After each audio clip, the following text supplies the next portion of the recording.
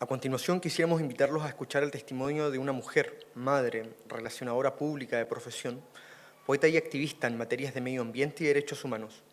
Socia fundadora y directora de la ONG Dawson 2000, fue presidenta del Frente de Defensa Ecológica Austral, formado por parte en la campaña de defensa de Isla Risco, ante la inminente instalación de mini invierno en el gobierno de Sebastián Piñera.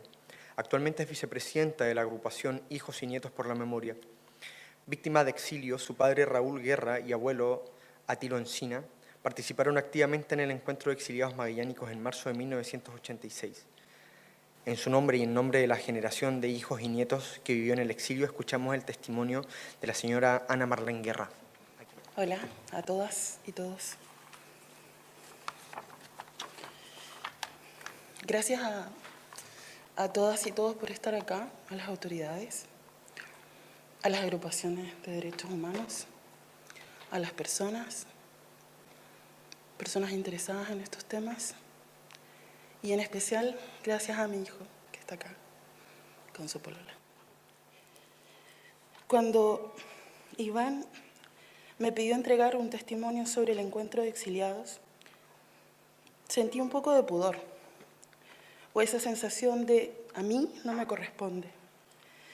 Pues al fin y al cabo fue mi padre, Raúl Guerra Pardo, quien se deslomó trabajando en esta actividad junto a su compañera Blanca Encina Herrera, mi madre. Pero luego recordé que la memoria es como un tapiz confeccionado con retazos de todas las memorias. Mi papá no pudo venir a esta jornada, pues vive en Valparaíso con una pensión de exonerado. Estamos hablando de un monto no superior a 150.000 pesos. Por eso, a sus 74 años, todavía tiene que trabajar haciendo pololos o changas, como le decimos en Chile, para acceder a una mejor calidad de vida. Considerando aquello, es casi imposible pensar que pueda financiar un pasaje de ida y vuelta a Magallanes, aunque le hubiese gustado mucho estar acá con ustedes. Mi mamá murió hace 6 años en la Quinta Región, afectada por un cáncer fulminante. Se llama linfoma no-Hodgkin. Sus últimos 3 meses de vida los peleó en el Hospital Van Buren de Valparaíso, atendida por el sistema Price. Lamentablemente, el sistema público de salud no cumplió los protocolos establecidos para el suministro de quimioterapia en nuestra Blanca, superando la frecuencia permitida y su cuerpo no resistió. Mi vieja se fue de este plano cuando tenía 59 años. Le sobrevivieron mis abuelos Ana y Atilio. Yo no sé si he visto algo más triste que a mis abuelos enterrando a su hija. Mi abuela querida, la única que tuve, no pudo con la tristeza y se le unió a mi madre 2 años después. Entonces, acá estoy yo, intentando ser un pedazo del gran tapiz, acompañada espiritualmente por mi madre y mi abuela, con la memoria de mi padre, mi abuelo y mis hermanos siempre, porque somos una familia de sobrevivientes a la dictadura cívico-militar. Lo primero es decir disculpas a mis amigos que saben de esta historia porque van a tener que escucharla una vez más, y a quienes no la conocen les pido respeto. Del encuentro de exiliados recuerdo algunas escenas, como si fuera una película con filtro vintage. El suelo del living de mi casa tapado de colchonetas con personas durmiendo, grupos de música cantando las canciones revolucionarias en el escenario del centro chileno. Esa organización funcionaba en un edificio ubicado en la calle principal de Río Gallegos, que en esos días se llamaba Roca y que hoy lleva el nombre de Kirchner. Con mis hermanos bailábamos en un conjunto folclórico de música chilena. Se llamaba Trabún, que proviene de lo que en lengua mapuche significa encuentro. Y tuvimos varias presentaciones, quizás la más importante fue en la plaza de la ciudad. Una de las cosas que más recuerdo del encuentro de exiliados fue la participación y solidaridad del pueblo argentino. Fito Páez y Charly García se presentaron en el Cine Carrera como parte del programa y desde ese momento pasaron a integrar la banda sonora de mi vida. Otra de las actividades realizadas esta semana fue una jornada cerca de la frontera. Allí, en medio de la Pampa y el Coirón, rodeados por los resabios de la geografía multiforme de los restos volcánicos, en descanso, vi llorar, gritar y emocionarse a un puñado de hombres y mujeres que solamente anhelaba volver a su país. Estábamos tan cerca de Chile, pero sin poder cruzar, como la canción de Isabel Parra cuando dice: al otro lado está el río y no lo puedo cruzar, al otro lado está el puente y no lo puedo atravesar. Aquí me pongo a esperar la respuesta por el sí y me quedo con ustedes cerquita de mi país. Sujétenme el corazón que se me va para Santiago. Apúrense que el dolor es muy fuerte y me hace daño. La experiencia del exilio, así como todas las experiencias de violación a los derechos humanos, tiene una extensión insospechable. Cuando una persona parte al exilio, no vuelve nunca más, o la que vuelve es otra. Por otro lado, el lugar, su terruño, querido, tampoco es el mismo que dejó. Amamos las ciudades por las personas que viven en ese lugar. Eso me decía mi mamá, tratando de explicarme su propio exilio. Lo que ella, mi padre o mis abuelos no alcanzaban a entender es que ese profundo deseo de volver a Chile se traduciría en dos nuevos exilios. Por un lado, el de ellos mismos, tras una vida hecha en Argentina, y por el otro, el exilio de los hijos. Somos 3 hermanos nacidos en distintas ciudades. Yo nací en Valparaíso el año 1972. Me siguió Rodrigo, que nació en Punta Arenas el año 1974, y el menor de nosotros es Raúl, quien nació en Río Gallegos, Argentina, el año 1980. Crecimos escuchando a nuestros padres y abuelos. Ellos nos hablaban del Chile de Salvador Allende y la unidad popular, de las luchas sindicales, de las reivindicaciones, de los trabajadores, del poder de la unión organizada del pueblo. Nunca dejaron de recordar el país que dejaron, el mismo que anhelaban recuperar. De esa manera fui construyendo un imaginario del país donde yo había nacido, pero del cual no sabía casi nada, y así fue como creo haberlo idealizado. Fue tanto que al volver con mis 16 años la experiencia fue un fracaso. Me rebelé contra mis padres por haberme contado un cuento tan bonito sobre Chile, sobre todo porque la realidad era muy distinta. Lo que vine a conocer fue un país, a mi gusto, extremadamente clasista, competitivo y discriminador. Un país que en términos generales se había creado imagen y semejanza del dios capitalismo. Un país que daba vergüenza cargar en el lomo, porque su nación sentía vergüenza de puras nimiedades, sin apenas reconocer la vergüenza mayor de cargar con el estigma de la dictadura cívico-militar y sus profundas consecuencias. Claro, ¿cómo ser juez y parte?, dirían algunos.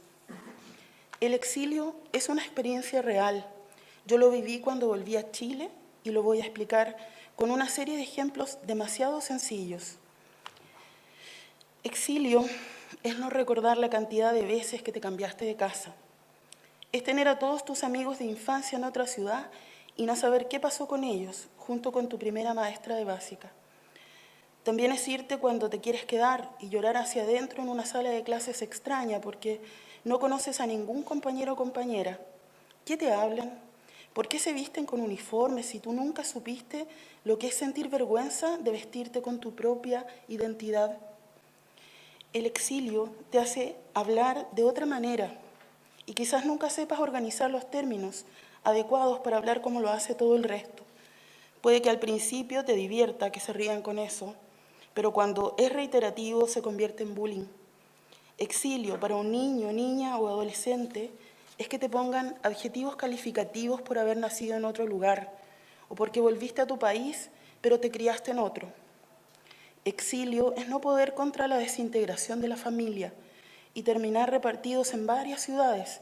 Después veremos cómo nos juntaremos, pero hay que seguir viviendo y recordando con esperanza y entusiasmo de vivir. Eso es lo que se dicen los exiliados a sí mismos, pues es lo que necesitan escuchar. He escuchado a muchas personas decir livianamente que los exiliados la sacaron barata y encima disfrutaron de las bondades de otros países. Yo no sé, hay tanta insensibilidad en esas personas. Es como dice León Gieco, la gente si no lo vive, no lo siente. No es tan fácil batírselas solo o sola en una ciudad ajena, sin familia, sin lugares de la infancia a los cuales volver. ¿Para qué te digo de la muerte en estos casos? Un exiliado que no puede ir al funeral de su madre o viceversa. El exilio es una tortura sofisticada que desintegra a las familias. Eso hizo con la mía. Como sea, con el paso de 43 años en la vida, he aprendido a valorar todo lo que me contaban mis padres y abuelos en el exilio. Me emociona pensar que ellos se jugaron todo por la recuperación de una democracia ideal que lamentablemente aún no llega. Es así, compañeros y compañeras.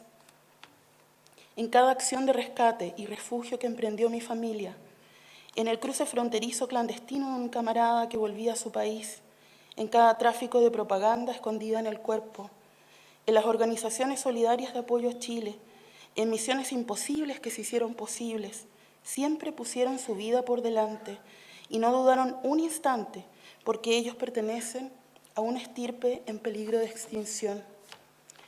En esta realidad política que nos rodea, quisiera encontrar a líderes con esos valores. Cada día que pasa los necesito con más urgencia. El silencio de voces solamente comprometidas con el pueblo a ratos me resulta insoportable. Entonces deduzco que la dictadura cívico-militar cumplió su cometido. ¿Te parezco un tanto pesimista? Puede ser. Es que espero mucho de las personas y de este mundo. A nuestro país le hace falta mucho por avanzar en materia de derechos humanos y nuestro gobierno actual debiese trabajar el concepto de la esperanza en el sentido de recuperar y reparar todo lo que como nación hemos perdido, no solo de manos de la dictadura cívico-militar, sino de los gobiernos de concertación y nueva mayoría, cuyo foco a ratos se nubla por las fuertes exigencias del poder económico imperante. Necesitamos que el Estado nos ampare, no que nos agreda. Necesitamos recuperarlo de las tinieblas y reasignarle el valor que tuvo en el pasado, ubicando a Chile en un sitial histórico. De lo contrario, seguiremos exiliados, relegados, presos de la injusticia social, torturados por el poder del mercado, exterminados en la trampa mortal de un sistema que aún puja por hacernos desaparecer. Para finalizar, voy a leerles un poema que grafica lo que es para mí el exilio de mi familia. Nación perdida. Éramos en la soledad, en la indiferencia. Éramos en una infancia triste queriendo ser colosales. Éramos una especie de seres inanimados, deseando articular palabras que no tenían sonido. Éramos en el rechazo, en el dolor de sabernos sin poder contenernos. Éramos en los sentimientos, en las emociones, y pese a todo, éramos una nación de peces sin consuelo. Vagábamos entre la abundancia de los otros pueblos y la pobreza de los que no profesaban una religión. No teníamos nombres, tampoco direcciones. Habíamos perdido nuestras familias, nuestra historia y los cuentos que se repetían los otros de generación en generación. Éramos la distancia indefinida que va del fin de un momento al principio de otro momento, y la distancia nos marcaba como se marca un animal antes del fuego, cargando con la cruz hasta el último instante de nuestros días, en caso de que hubiesen días, en la leve posibilidad de los instantes verdaderos. Éramos amanecidos de sueños, anochecidos de locura, y nos gustaba contemplar a los astros juntos, cayendo de a poco en nuestro lecho, para allí volar desnudos camino a la eternidad. Éramos juguetones espectros aniquilados por la dulzura de la luna, que sabía de nuestras lágrimas y las bebía somnolienta. Éramos claros o tibios, éramos de agua y de tierra, mientras cantábamos los mensajes entregados por el silencio, que nos robaba el oído y en su lugar ponía elixires y pétalos, para mezclarlos con oraciones que le descifrábamos al viento. Éramos pan, éramos carne, pero lo que nos recorría interminable era un caudal de secretos. Es cierto, sabíamos de los misterios, pero hoy apenas si podemos comprenderlos. Nos maravillábamos ante la ternura que nos faltaba al acecho, y en nuestro mar de sorpresas queríamos ser la risa que originaba los versos. Muchas gracias.